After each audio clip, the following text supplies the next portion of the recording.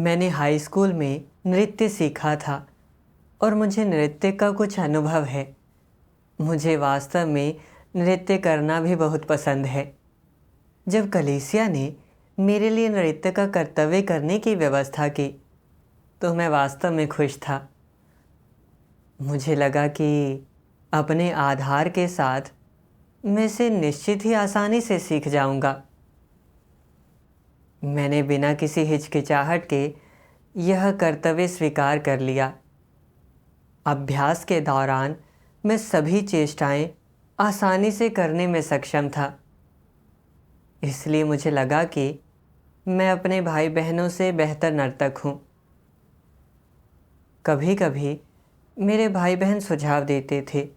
वे कहते थे कि मेरी चेष्टाएं उनकी चेष्टाओं से अलग है और हमारी नृत्य चेष्टाएं एकीकृत होनी चाहिए। मैं उन्हें केवल ऊपरी तौर पर स्वीकार करता था। अपने दिल में मुझे लगता था कि मेरी चेष्टाएं उनकी चेष्टाओं से ज़्यादा यथोचित है और मैं उनकी बात नहीं सुनना चाहता था।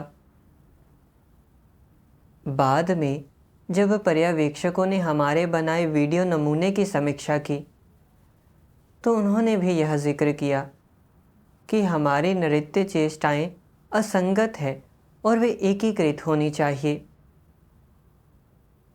हालांकि उन्होंने यह भी कहा कि समूह गान वाले हिस्से में मेरी नृत्य चेष्टाएं बहुत अच्छी थी और दूसरे भाई बहन मुझसे सीख सकते हैं।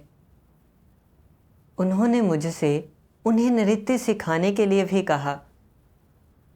यह सुनकर मैं खुश हो गया और मुझे और भी दृढ़ता से महसूस हुआ कि मैं इन लोगों में सबसे अच्छा नर्तक हूँ। मेरे पास काफ़ी अनुभव था और मैं उनका मार्गदर्शन कर सकता था और नृत्य में उनकी अगुवाई कर सकता था।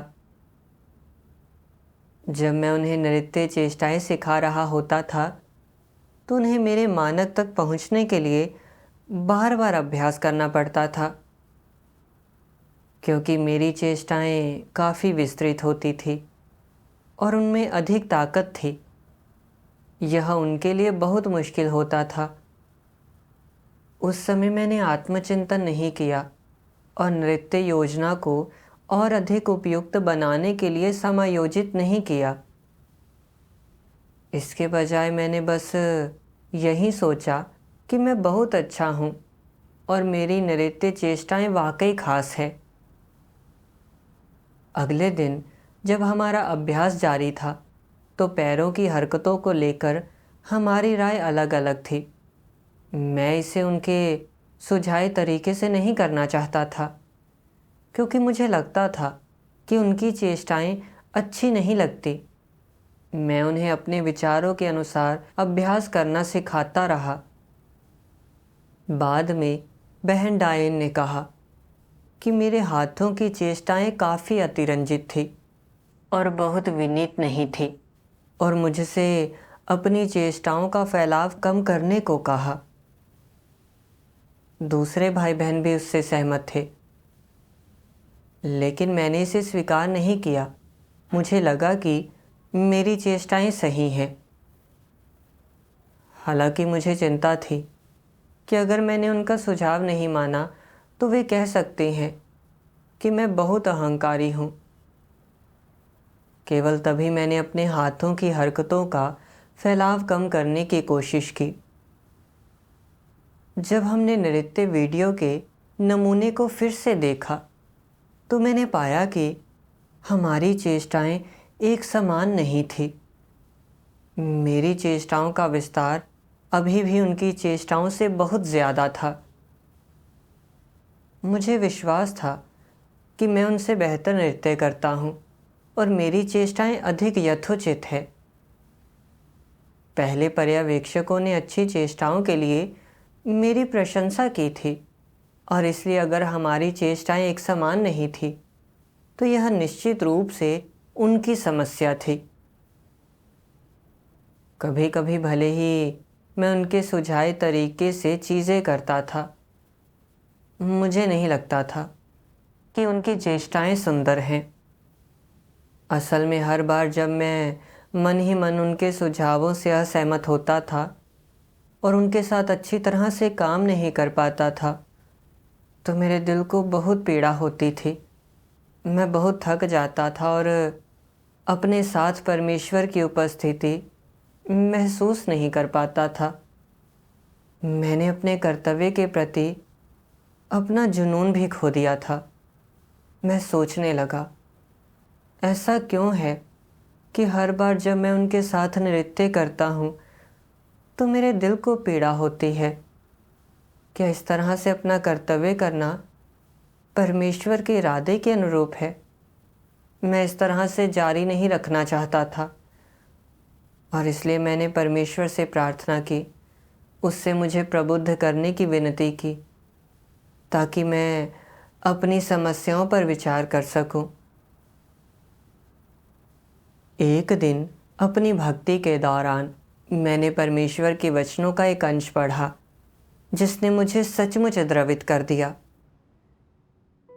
सर्वशक्तिमान परमेश्वर कहता है, हमेशा दिखावा करने, ऊंची ऊंची बातें करने, चीजें खुद करने की कोशिश मत करो। तुम्हें दूसरों के साथ काम करना सीखना चाहिए, दूसरों के सुझाव सुनने और उनकी क्षमताएं खोजने पर ध्यान केंद्रित करना चाहिए। इस तरह मिलजुल कर सहयोग करना आसान हो जाता है।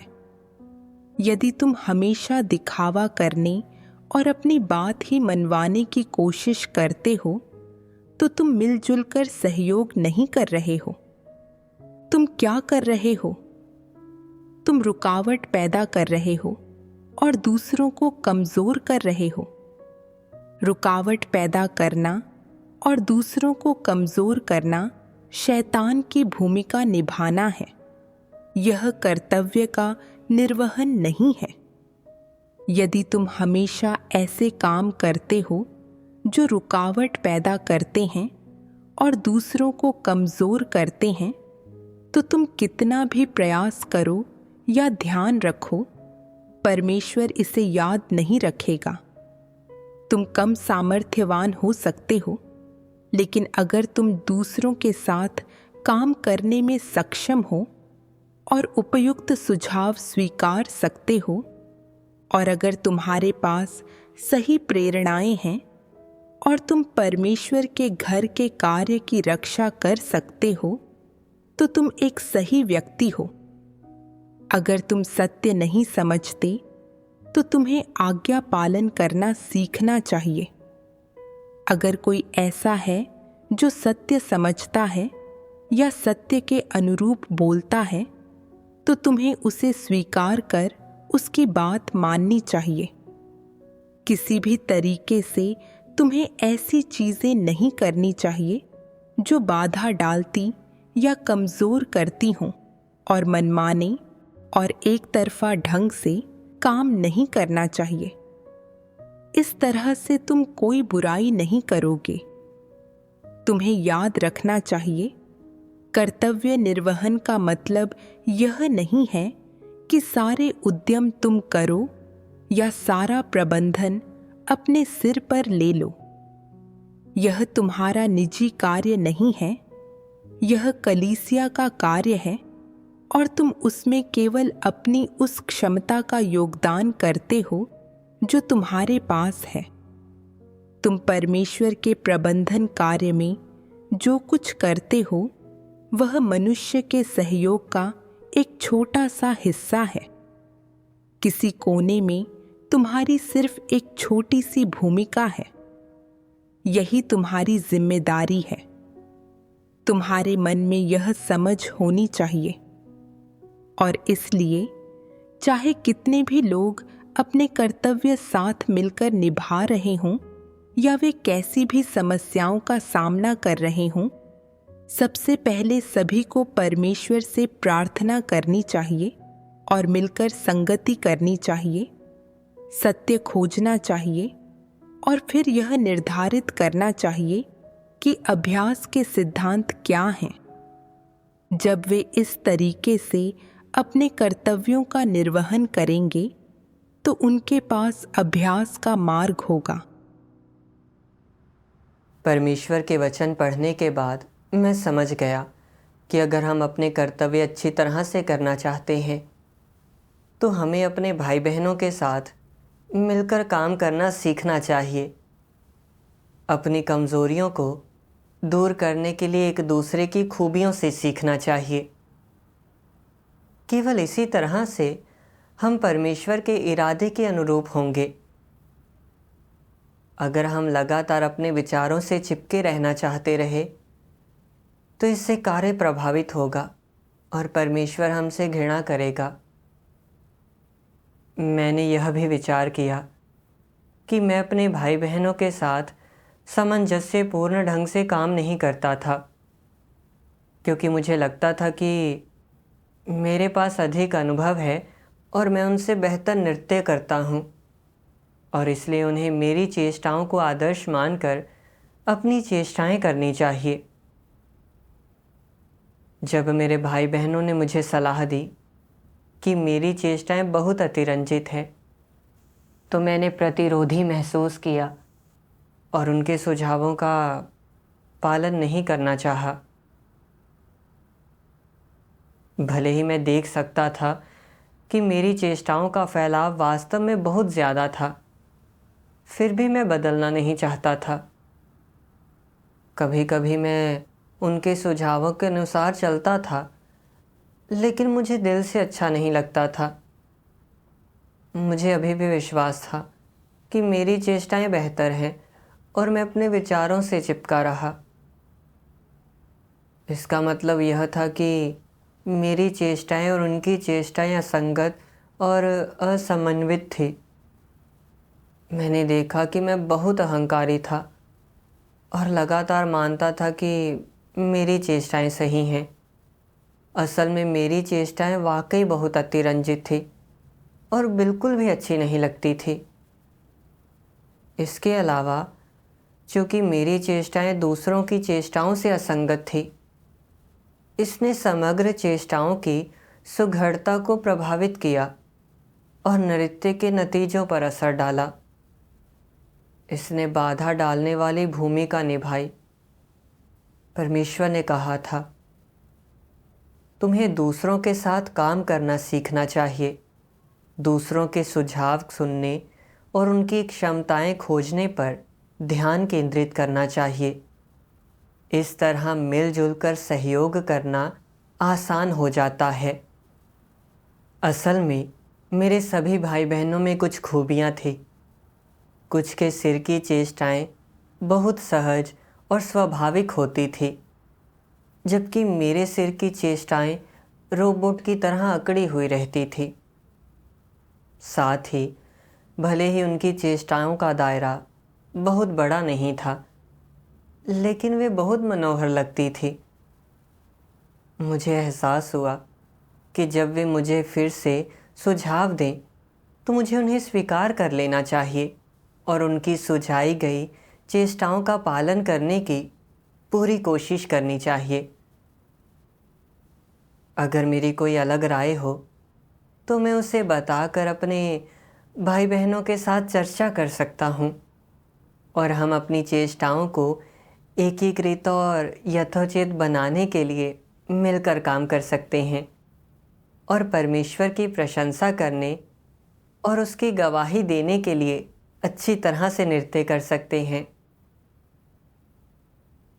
एक बार भाई बहनों ने कहा कि मेरे कंधे और सिर बहुत ज़्यादा हिल रहे हैं और उन्हें समायोजित करने की ज़रूरत है और मेरी कमर की चेष्टाओं को भी समायोजित करने की ज़रूरत है। शुरू में मैं इसे पूरी तरह से स्वीकार नहीं कर सका। मैं सोचता था कि मेरी चेष्टाएं सही हैं, मगर जब मैंने देखा कि उनके सिर की चेष्टाएं मेरी चेष्टाओं से बिल्कुल अलग हैं, तो मैंने सोचा कि शायद वे ही सही हैं और मैंने इसे स्वीकार करने की कोशिश की। कभी कभी मैं इसे अच्छी तरह से कर पाता था, लेकिन कभी कभी मैं फिर से अपने पुराने ढर्रे पर लौट आता था। जब वे मुझे देख रहे थे तो मैंने सोचा, ऐसा क्यों है कि नृत्य में मेरा आधार उनसे बेहतर है, लेकिन मुझे ही अपनी चेष्टाएं बदलने के लिए कड़ी मेहनत करनी पड़ रही है। मैंने बहुत कमज़ोर और शर्मिंदा महसूस किया। मुझे परमेश्वर के वचन याद आए, तुम्हें दूसरों के साथ काम करना सीखना चाहिए। दूसरों के सुझाव सुनने और उनकी क्षमताएं खोजने पर ध्यान केंद्रित करना चाहिए। इस तरह मिलजुल कर सहयोग करना आसान हो जाता है। यदि तुम हमेशा दिखावा करने और अपनी बात ही मनवाने की कोशिश करते हो तो तुम मिलजुल कर सहयोग नहीं कर रहे हो। परमेश्वर के वचनों ने मुझे समझाया कि मुझे दूसरे लोगों की अच्छी बातों से सीखने और उनके सुझावों को स्वीकार करने पर अधिक ध्यान देना चाहिए।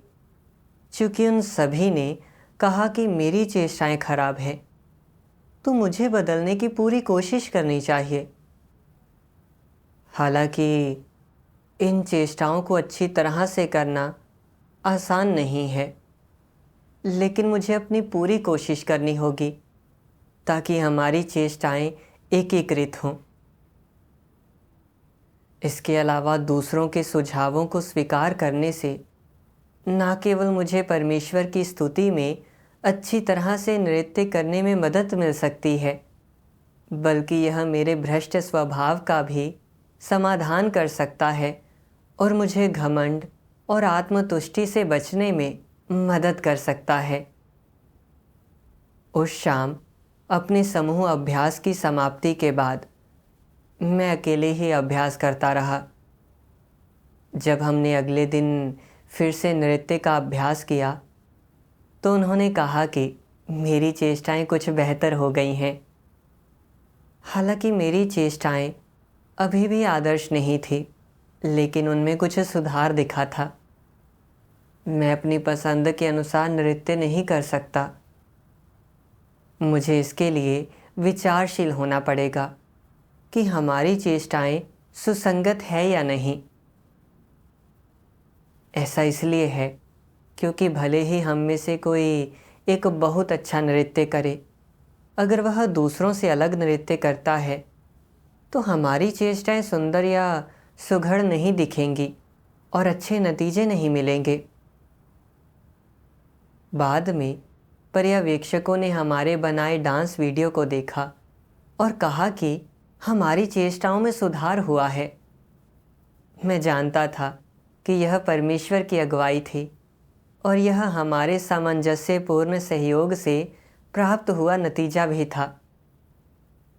एक दिन मैंने एक सभा में परमेश्वर के कुछ वचन पढ़े, जिससे मुझे अपने भ्रष्ट स्वभाव के बारे में कुछ नई समझ मिली। सर्वशक्तिमान परमेश्वर कहता है, शैतान ने मानव जाति को इतनी गहराई तक भ्रष्ट कर दिया है कि सभी की प्रकृति शैतानी और स्वभाव अहंकारी है। यहाँ तक कि मूर्ख और बेवकूफ़ भी अहंकारी हैं और खुद को अन्य लोगों से बेहतर मानते हुए उनकी आज्ञा का पालन करने से इनकार कर देते हैं। साफ दिखाई देता है कि मानव जाति बहुत गहराई तक भ्रष्ट है और उसके लिए परमेश्वर के प्रति समर्पण करना बहुत मुश्किल है। अपने अहंकार और दंभ के कारण लोगों में विवेक की पूरी तरह से कमी हो गई है। वे किसी की बात नहीं मानते, दूसरों की बात सही और सत्य के अनुरूप होने पर भी वे उनकी बात नहीं मानते। यह अहंकार के कारण ही है कि लोग परमेश्वर का मूल्यांकन, निंदा और प्रतिरोध करने का दुस्साहस करते हैं। तो अहंकारी स्वभाव का समाधान कैसे किया जा सकता है? क्या इसका समाधान मानवीय संयम के भरोसे रहकर किया जा सकता है? क्या केवल इसकी पहचान करने और इसे स्वीकार करने मात्र से इसका समाधान हो सकता है? बिल्कुल नहीं। अहंकारी स्वभाव के समाधान का केवल एक ही तरीका है, और वह है परमेश्वर के न्याय और ताड़ना को स्वीकार करना। केवल वे जो सत्य को स्वीकार करने में सक्षम हैं, धीरे धीरे अपना अहंकारी स्वभाव छोड़ सकते हैं। जो लोग सत्य स्वीकार नहीं करते, वे कभी अपने अहंकारी स्वभाव का समाधान करने में सक्षम नहीं होंगे। मैं ऐसे कई लोगों को देखता हूँ जो अपने कर्तव्य में थोड़ी प्रतिभा क्या दिखा देते हैं, इसे अपने दिमाग पर हावी हो जाने देते हैं। अपनी कुछ योग्यताएं दिखाकर वे सोचते हैं कि वे बहुत प्रभावशाली हैं, और फिर वे उन्हीं के सहारे जीवन गुजार देते हैं और उससे ज़्यादा कोशिश नहीं करते। दूसरे चाहे जो भी कहें, वे उनकी बात यह सोचकर नहीं सुनते कि उनके पास जो छोटी छोटी चीज़ें हैं वे ही सत्य हैं और वे स्वयं सर्वोच्च हैं। यह कैसा स्वभाव है? यह अहंकारी स्वभाव है। उनमें तर्क की बहुत कमी है। क्या अहंकारी स्वभाव होने पर कोई व्यक्ति अपना कर्तव्य अच्छी तरह से निभा सकता है? क्या वह परमेश्वर के प्रति समर्पित हो सकता है और अंत तक परमेश्वर का अनुसरण कर सकता है? यह तो और भी मुश्किल है। अहंकारी स्वभाव को ठीक करने के लिए उसे सीखना होगा कि अपना कर्तव्य निभाते समय परमेश्वर के कार्य, उसके न्याय और ताड़ना का अनुभव कैसे किया जाए। केवल इसी तरह से वह स्वयं को वास्तव में जान सकता है।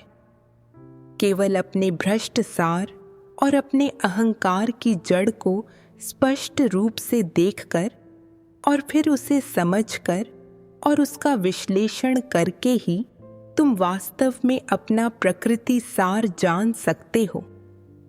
तुम्हें अपने अंदर की सभी भ्रष्ट चीज़ों को खोदकर बाहर निकालना होगा और उन्हें सामने रखकर सत्य के आधार पर उन्हें जानना होगा। तभी तुम्हें पता चलेगा कि तुम क्या हो। न केवल तुम भ्रष्ट स्वभाव से भरे हो और न केवल तुम्हें विवेक और समर्पण की कमी है, बल्कि तुम पाओगे कि तुम्हें बहुत सी चीज़ों की कमी है। तुम्हारे पास सत्य वास्तविकता नहीं है और तुम बहुत दयनीय हो। तब तुम अहंकार नहीं कर पाओगे। यदि तुम इस तरह से विश्लेषण करके स्वयं को नहीं जानते, तो अपना कर्तव्य निभाते हुए तुम्हें ब्रह्मांड में अपना स्थान पता नहीं चलेगा। तुम सोचोगे कि तुम हर तरह से उत्तम हो, दूसरों से जुड़ा सब कुछ बुरा है, केवल तुम ही सर्वश्रेष्ठ हो। फिर तुम हर वक्त सबके सामने दिखावा करोगे ताकि दूसरे तुम्हें आदर से देखें और तुम्हारी पूजा करें। यह पूरी तरह से आत्म जागरूकता का अभाव होना है। कुछ लोग हमेशा दिखावा करते रहते हैं। दूसरों को यह अप्रिय लगता है तो वे अहंकारी कहकर उनकी आलोचना करते हैं, परंतु वे इसे स्वीकार नहीं करते। उन्हें यही लगता है कि वे प्रतिभाशाली और कुशल हैं। यह कैसा स्वभाव है? वे अत्यधिक अहंकारी और दंभी हैं। क्या ऐसे अहंकारी और दंभी लोग सत्य के प्यासे हो सकते हैं? क्या वे सत्य का अनुसरण कर सकते हैं? यदि वे कभी स्वयं को जानने में सक्षम नहीं होते और अपना भ्रष्ट स्वभाव नहीं छोड़ पाते, तो क्या वे अपना कर्तव्य अच्छी तरह से निभा सकते हैं? निश्चित रूप से नहीं।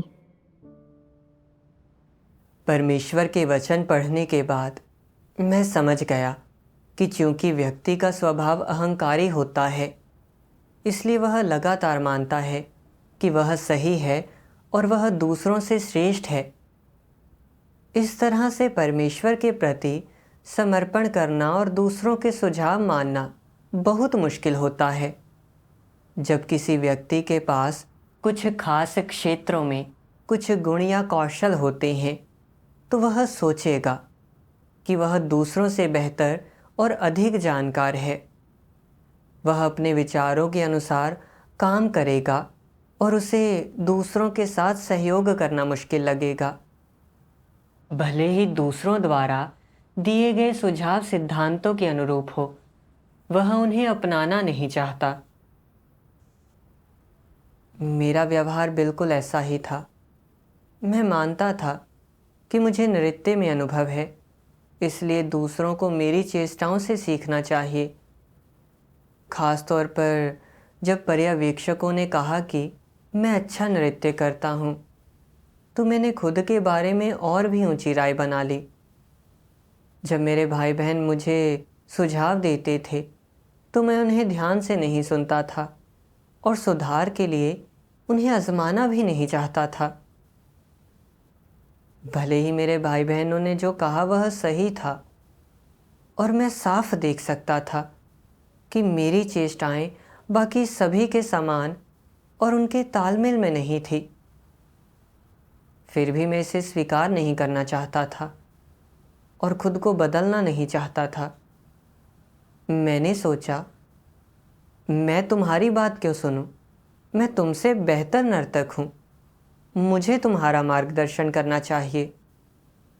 जब मेरे भाई बहन चाहते थे कि मैं एक नृत्य पद का बार बार अभ्यास करूं, तो मैं यह स्वीकार नहीं करना चाहता था और मुझे लगा कि वे मुझे सिखा रहे हैं। क्या मेरा यह व्यवहार बहुत अहंकारी नहीं था? यह परमेश्वर की संप्रभुता और व्यवस्था है कि हम एक साथ नृत्य करें ताकि हम अच्छी तरह से मिलकर काम कर सकें और अपना कर्तव्य अच्छी तरह से निभा सकें। हालांकि मैं अहंकारी और आत्मतुष्ट था, मैं हमेशा अपने तरीके से नृत्य करता था और दूसरों के सुझावों को स्वीकार नहीं करता था। नतीजतन भाई बहनों के बीच सहयोग बिगड़ गया और नृत्य की प्रगति में भी देरी हुई। असल में मैंने दुनिया में जो चेष्टाएं सीखी थी, वे सिद्धांत या मानक नहीं थी। कुछ चेष्टाएं बहुत अतिरंजित थी और बहुत पवित्र नहीं थी। वे परमेश्वर की गवाही देने का प्रभाव हासिल नहीं कर सकी। मैं परमेश्वर का विश्वासी हूँ और मुझे गरिमापूर्ण और यथोचित ढंग से चेष्टाएं करनी चाहिए। मैं परमेश्वर की स्तुति के लिए नृत्य करता हूँ ताकि दर्शक अपने दिलों में आनंद महसूस करें और मेरे साथ मिलकर परमेश्वर की स्तुति कर सकें। मैं अहंकारी बने रहकर अपने विचारों से चिपका नहीं रह सकता था। मुझे परमेश्वर के घर की अपेक्षाओं के प्रति समर्पित होना चाहिए और खुद को भूलकर अपने भाई बहनों के साथ सामंजस्यपूर्ण ढंग से काम करना चाहिए। बाद में मैंने परमेश्वर के वचनों का एक अंश पढ़ा। सर्वशक्तिमान परमेश्वर कहता है, क्या तुम लोगों को लगता है कि कोई भी पूर्ण है? लोग चाहे जितने शक्तिशाली हों या चाहे जितने सक्षम और प्रतिभाशाली हों, फिर भी वे पूर्ण नहीं हैं। लोगों को यह मानना चाहिए, यह तथ्य है और यह वह दृष्टिकोण है जो उन्हें अपनी योग्यताओं और क्षमताओं या दोषों के प्रति रखना चाहिए। यह वह तार्किकता है जो लोगों के पास होनी चाहिए। ऐसी तार्किकता के साथ तुम अपनी शक्तियों और कमजोरियों के साथ साथ दूसरों की शक्तियों और कमजोरियों से भी उचित ढंग से निपट सकते हो और इसके बल पर तुम उनके साथ सौहार्दपूर्वक कार्य कर पाओगे। यदि तुम सत्य के इस पहलू को समझ गए हो और सत्य वास्तविकता के इस पहलू में प्रवेश कर सकते हो, तो तुम अपने भाइयों और बहनों के साथ सौहार्दपूर्वक रह सकते हो। उनकी खूबियों का लाभ उठाकर अपनी किसी भी कमजोरी की भरपाई कर सकते हो। इस प्रकार तुम चाहे जिस कर्तव्य का निर्वहन कर रहे हो या चाहे जो कार्य कर रहे हो, तुम सदैव उसमें श्रेष्ठतर होते जाओगे और परमेश्वर का आशीष प्राप्त करोगे। परमेश्वर के वचनों से मैंने समझा कि किसी विशेष क्षेत्र में चाहे हमारे पास कोई भी कौशल या अनुभव हो, इसका मतलब यह नहीं है कि हम गलतियां नहीं करेंगे, और इसका मतलब यह नहीं है कि हम पूर्ण हैं। हर कोई गलतियां करता है और उसमें कमियां होती हैं। इसके लिए हमें अपना कर्तव्य अच्छी तरह से निभाने से पहले अपनी कमज़ोरियों को दूर करने के लिए एक दूसरे की खूबियों से सीखना होगा। अतीत में जब हम अभ्यास कर रहे होते थे तो मैं अपने भाई बहनों के साथ अच्छी तरह से काम नहीं करता था। मेरा स्वभाव बहुत अहंकारी था और मैं हमेशा सोचता था कि मैं बेहतर हूँ। मैं उनके सुझावों को गंभीरता से नहीं लेता था और इसलिए मेरी चेष्टाएं हमेशा उनकी चेष्टाओं से असंगत रहती थी। अगर परमेश्वर के वचनों का प्रकाशन और मेरे भाई बहनों का मार्गदर्शन ना होता तो मैं खुद को नहीं समझ पाता और यहाँ तक कि ज़्यादा अहंकारी हो जाता। मुझे अपने भाई बहनों से सीखना चाहिए। मुझे अपनी कमियां दूर करने के लिए उनकी खूबियों से सीखना चाहिए और एक दूसरे की मदद करनी चाहिए। केवल इसी तरह से हम अपना कर्तव्य अच्छी तरह से निभा सकते हैं। बाद में जब हम नृत्य कर रहे थे तो मेरे भाई बहनों ने मेरी कुछ और समस्याओं की ओर इशारा किया। उदाहरण के लिए, मेरी चेष्टाएं बहुत तेज़ थी और मेरी गति उनकी गति से अलग थी। उन्होंने सुझाव दिया कि मैं थोड़ा धीमा हो जाऊं ताकि मैं उनके साथ संगत रह सकूं। जब मैंने ये सुझाव सुने तो भले ही वे मेरी पसंद के नहीं थे, मैं पहले की तरह अपने विचारों से चिपके नहीं रहना चाहता था। मुझे अपने भाई बहनों के साथ सामंजस्यपूर्ण ढंग से काम करना चाहिए और उनके सुझावों को स्वीकार करना चाहिए। जब मैंने इस तरह से अभ्यास किया तो मेरी चेष्टाएं पहले से बेहतर हो गई और मैं उनके साथ तालमेल बिठा पाने में सक्षम था और मेरे नृत्य में सुधार हुआ। इस अनुभव के माध्यम से मैंने अपने भाई बहनों के साथ ठीक से काम करना सीखा। अपने अहंकारी स्वभाव के बारे में कुछ समझ हासिल की। मैं जो यह थोड़ी सी समझ प्राप्त कर सका और छोटा सा बदलाव ला पाया, यह परमेश्वर के वचनों से हासिल हुआ नतीजा है। मैं परमेश्वर का बहुत आभारी हूँ।